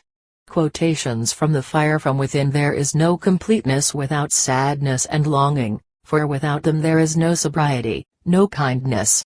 Wisdom without kindness and knowledge without sobriety are useless. Self-importance is man's greatest enemy. What weakens him is feeling offended by the deeds and misdeeds of his fellow men. Self-importance requires that one spend most of one's life offended by something or someone. In order to follow the path of knowledge, one has to be very imaginative. On the path of knowledge, nothing is as clear as we'd like it to be. If seers can hold their own in facing petty tyrants, they can certainly face the unknown with impunity, and then they can even withstand the presence of the unknowable. What seems natural is to think that a warrior who can hold his own in the face of the unknown can certainly face petty tyrants with impunity. But that's not necessarily so. What destroyed the superb warriors of ancient times was to rely on that assumption. Nothing can temper the spirit of a warrior as much as the challenge of dealing with impossible people in positions of power. Only, under those conditions can warriors acquire the sobriety and serenity to withstand the pressure of the unknowable. The unknown is something that is veiled from man, shrouded perhaps by a terrifying context, but which, nonetheless, is within man's reach. The unknown becomes the known at a given time. The unknowable, on the other hand, is the indescribable, the unthinkable, the unrealizable. It is something that will never be known to us, and yet it is there, dazzling and at the same time horrifying in its vastness. We perceive. This is a hard fact. But what we perceive is not a fact of the same kind, because we learn what to perceive. Warriors say that we think there is a world of objects out there only because of our awareness. But what's really out there are the eagle's emanations, fluid, forever in motion, and yet unchanged, eternal. The deepest flaw of unseasoned warriors is that they are willing to forget the wonder of what they see. They become overwhelmed by the fact that they see and believe that it's their genius that counts. A seasoned warrior must be a paragon of discipline in order to override the nearly invincible laxness of our human condition. More important than seeing itself is what warriors do with what they see. One of the greatest forces in the lives of warriors is fear, because it spurs them to learn. For a seer, the truth is that all living beings are struggling to die. What stops death is awareness. The unknown is forever present, but it is outside the possibility of our normal awareness. The unknown is the superfluous part of the average man. And it is superfluous because the average man doesn't have enough free energy to grasp it. The greatest flaw of human beings is to remain glued to the inventory of reason. Reason doesn't deal with man as energy.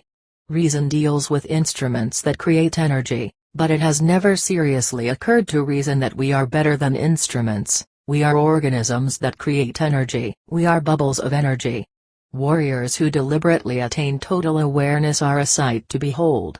That is the moment when they burn from within. The fire from within consumes them. And in full awareness they fuse themselves to the emanations of the eagle at large, and glide into eternity. Once inner silence is attained, everything is possible.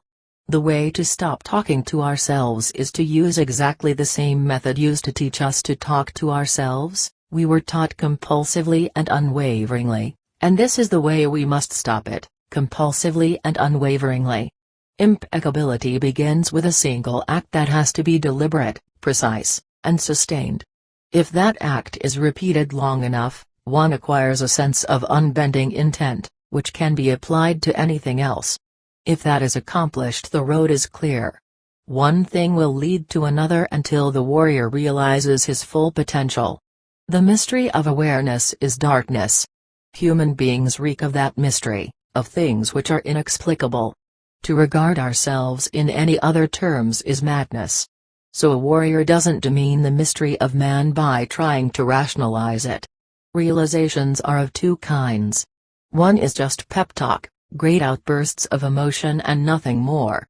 The other is the product of a shift of the assemblage point. It is not coupled with an emotional outburst, but with action. The emotional realizations come years later after warriors have solidified, by usage, the new position of their assemblage points.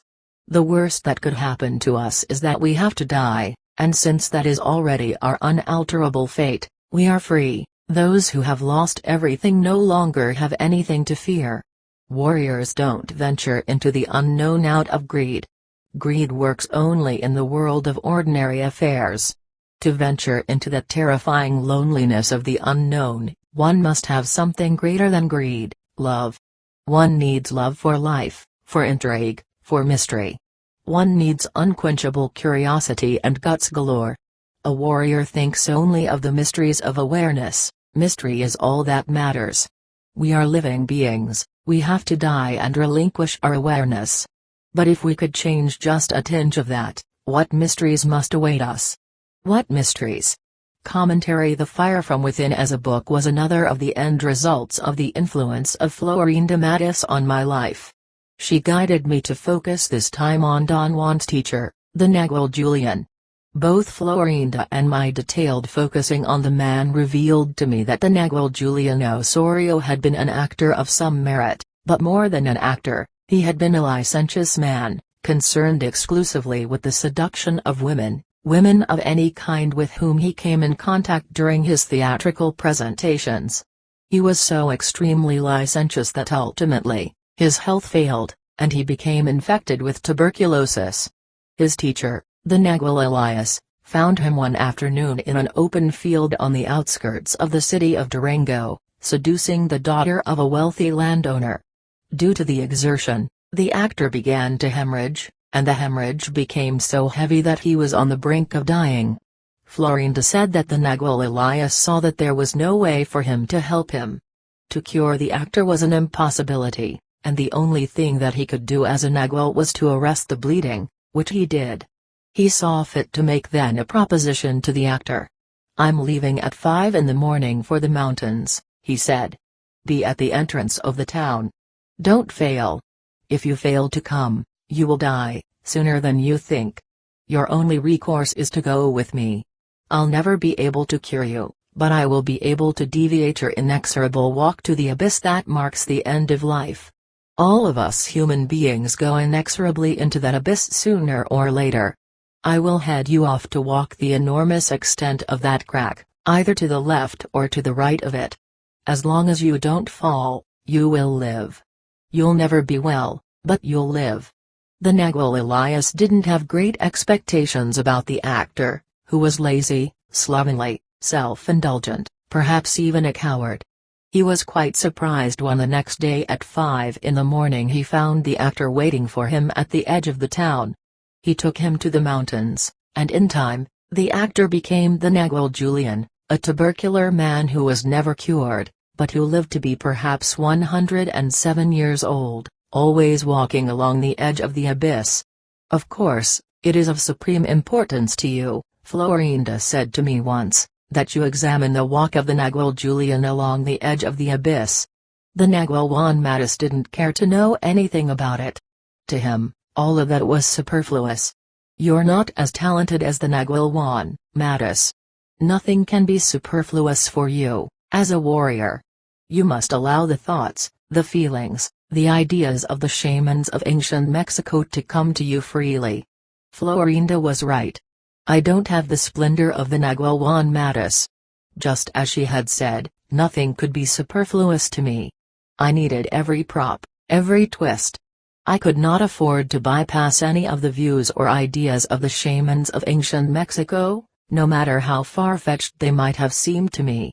To examine the walk of the Nagual Julian on the edge of the abyss meant that the ability to focus my recollection could be extended to the feelings that the Nagual Julian had about his most extraordinary struggle to remain alive.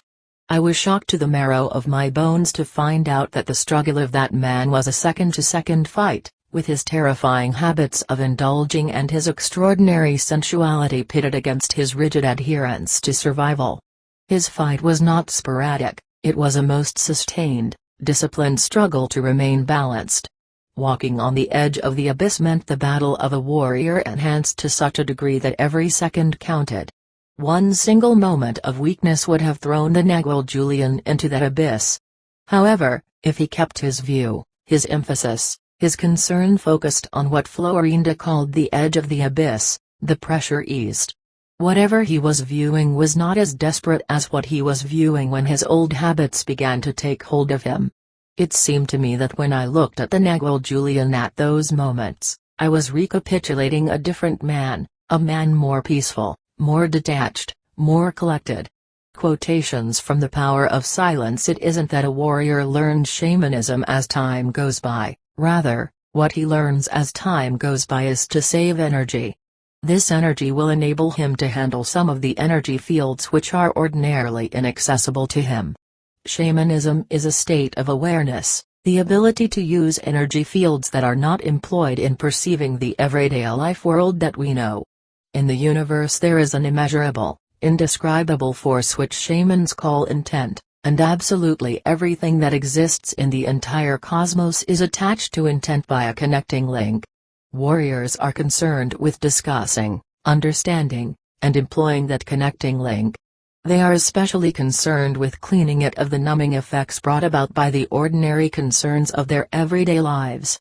Shamanism at this level can be defined as the procedure of cleaning one's connecting link to intent. Shamans are vitally concerned with their past, but not their personal past.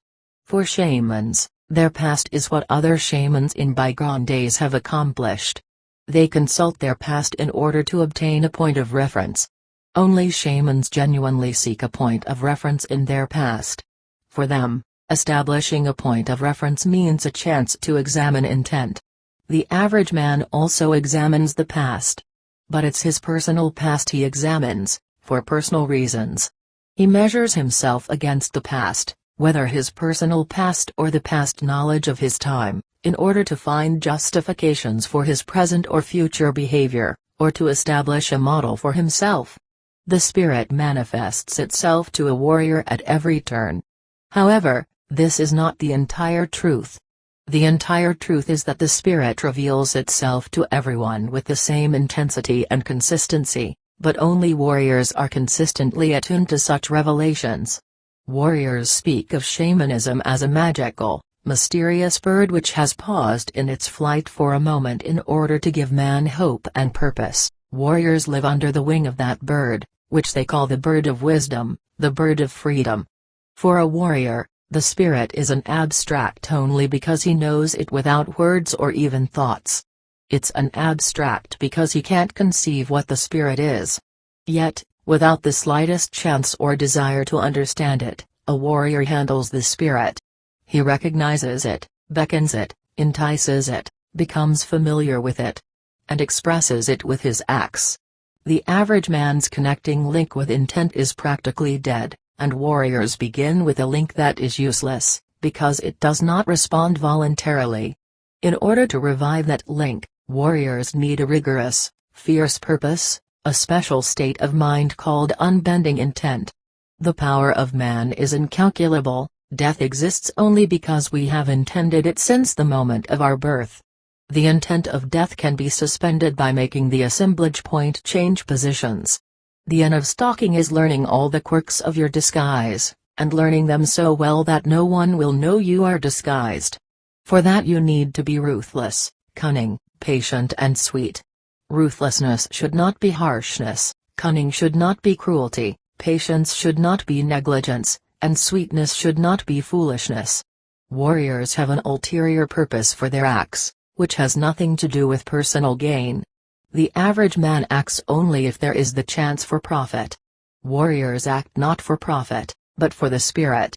The shaman seers of ancient times, through their seeing, first noticed that any unusual behavior produced a tremor in the assemblage point. They soon discovered that if unusual behavior is practiced systematically and directed wisely, it eventually forces the assemblage point to move. Silent knowledge is nothing but direct contact with intent. Shamanism is a journey of return. A warrior returns victorious to the spirit, having descended into hell. And from hell he brings trophies. Understanding is one of his trophies. Warriors, because they are stalkers, understand human behavior to perfection. They understand, for instance, that human beings are creatures of inventory. Knowing the ins and cuts of a particular inventory is what makes a man a scholar or an expert in his field. Warriors know that when an average person's inventory fails, the person either enlarges his inventory or his world of self-reflection collapses. The average person is able to incorporate new items into his inventory if the new items don't contradict the inventory's underlying order. But if the items contradict that order, the person's mind collapses. The inventory is the mind. Warriors count on this when they attempt to break the mirror of self-reflection. Warriors can never make a bridge to join the people of the world. But, if people desire to do so, they have to make a bridge to join warriors. In order for the mysteries of shamanism to be available to anyone, the spirit must descend onto whoever is interested. The spirit lets its presence by itself move the man's assemblage point to a specific position. This precise spot is known to shamans as the place of no pity. There really is no procedure involved in making the assemblage point move to the place of no pity. The spirit touches the person and his assemblage point moves. It is as simple as that. What we need to do to allow magic to get hold of us is to banish doubts from our minds. Once doubts are banished, anything is possible. Man's possibilities are so vast and mysterious that warriors, rather than thinking about them, have chosen to explore them, with no hope of ever understanding them. Everything that warriors do is done as a consequence of a movement of their assemblage points, and such movements are ruled by the amount of energy warriors have at their command. Any movement of the assemblage point means a movement away from an excessive concern with the individual self. Shamans believe it is the position of the assemblage point which makes modern man a homicidal egotist, a being totally involved with his self-image. Having lost hope of ever returning to the source of everything, the average man seeks solace in his selfishness. The thrust of the warrior's way is to dethrone self-importance. And everything warriors do is directed toward accomplishing this goal. Shamans have unmasked self-importance and found that it is self-pity masquerading as something else. In the world of everyday life, one's word or one's decisions can be reversed very easily. The only irrevocable thing in the everyday world is death. In the shaman's world, on the other hand, normal death can be countermanded, but not the shaman's word. In the shaman's world, decisions cannot be changed or revised. Once they have been made, they stand forever. One of the most dramatic things about the human condition is the macabre connection between stupidity and self-reflection. It is stupidity that forces the average man to discard anything that does not conform with his self-reflective expectations. For example, as average men, we are blind to the most crucial piece of knowledge available to a human being, the existence of the assemblage point and the fact that it can move. For the rational man to hold steadfastly to his self-image ensures his abysmal ignorance. He ignores the fact that shamanism is not incantations and hocus-pocus, but the freedom to perceive not only the world taken for granted, but everything else that is humanly possible to accomplish. He trembles at the possibility of freedom. And freedom is at his fingertips. Man's predicament is that he intuits his hidden resources, but he does not dare use them. This is why warriors say that man's plight is the counterpoint between his stupidity and his ignorance.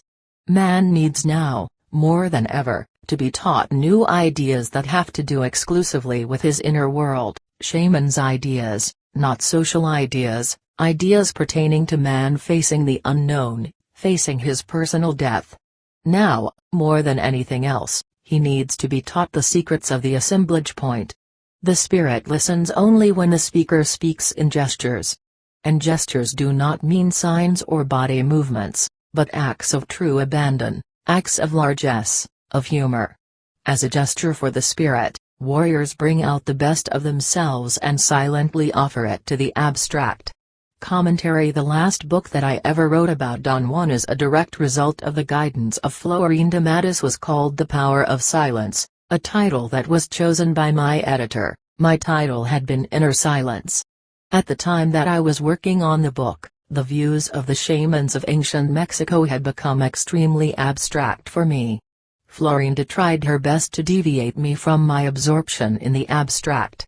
She attempted to redirect my attention to different aspects of old shamanistic techniques, or she tried to divert me by shocking me with her scandalous behavior. But nothing was sufficient to deviate me from my seemingly inexorable drive.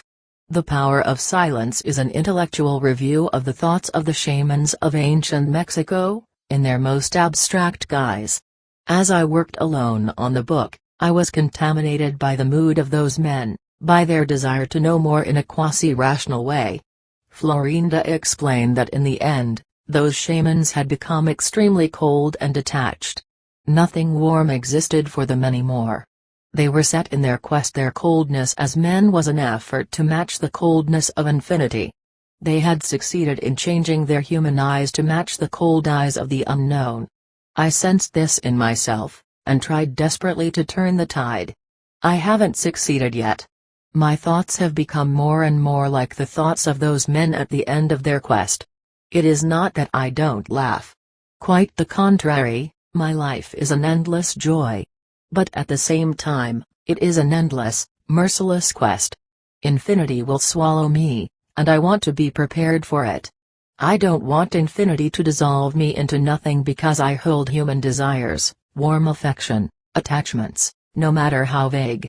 More than anything else in this world, I want to be like those men. I never knew them. The only shamans I knew were Don Juan and his cohorts, and what they expressed was the furthest thing from the coldness that I intuit in those unknown men. Due to the influence that Florinda had on my life, I succeeded brilliantly in learning to focus my unwavering attention on the mood of people I never knew. One focused my recapitulation attention on the mood of those shamans, and I got trapped by it without hope of ever extricating myself from their pull. Florinda didn't believe in the finality of my state. She humored me and laughed at it openly. "Your state only seems to be final," she said to me, "but it isn't. A moment will come when you will change venues. Perhaps you will chuck even thought about the shamans of ancient Mexico. Perhaps you may even chuck the thoughts and views of the very shamans you worked with so closely, like the Nagual Juan Matus. You might refuse his being. You'll see. The warrior has no limits. His sense of improvisation is so acute that he will make constructs out of nothing, but not just mere empty constructs, rather, something workable, pragmatic. You'll see. It is not that you'll forget about them, but at one moment, before you plunge into the abyss, if you have the gall to walk along its edge, if you have the daring not to deviate from it, you will then arrive at warriors' conclusions of an order and stability infinitely more suited to you than the fixation of the shamans of ancient Mexico." Florinda's words were like a handsome, hopeful prophecy. Perhaps she was right. She was of course right in asserting that the resources of a warrior have no limits. The only flaw is that in order for me to have a different orderly view of the world and myself, a view even more suited to my temperament, I have to walk along the edge of the abyss, and I have doubts that I have the daring and strength to accomplish that feat. But who is there to tell?